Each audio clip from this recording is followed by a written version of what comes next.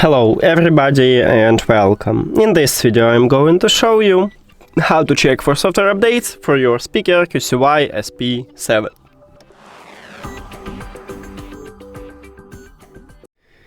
You have to start by open QCY application, and of course you need to add your speaker to the app. Then you will see the same menu. Right here you need to go to the settings at the middle top.